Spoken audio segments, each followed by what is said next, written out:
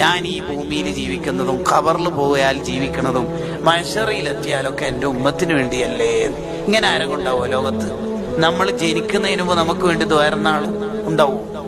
ഇങ്ങനെയൊക്കെ കഷ്ടപ്പെട്ടിട്ടും നാട്ടുകാർ നന്നാവട്ടെ എന്ന് വിചാരിച്ച ആ നാട്ടുകാരല്ലേ കല്ലെറിഞ്ഞത് എവിടെ? കാലിന്. ഏത് കാലിന്? സ്വർഗത്തിൽ ആദ്യം എടുത്തു വെക്കേണ്ട കാലിന്. തളർന്നു പോയില്ലേ ത്വായിഫെന്ന്? എണീക്കുമ്പോഴേക്ക്, കഷ്ടപ്പെട്ട് എണീക്കുമ്പോഴേക്ക് ആ ചെരുപ്പ് രണ്ടും ചുവന്ന കളറായില്ലേ ബ്ലഡ് കൊണ്ട്? തളർന്നു പോയില്ലേ? എന്നിട്ട് ആ തളർന്നിരിക്കുമ്പോ ജിബ്രീൽ അലൈഹിസ്സലാം വന്നിട്ട് ചോദിച്ചില്ല, പർവ്വതിട്ടിട്ട് നശിപ്പിക്കട്ടെ? വേണ്ട വേണ്ട വേണ്ട, പാവങ്ങളല്ല, വേണ്ട. എല്ലാം ആരങ്ങുണ്ടാവോ ലോകത്ത്?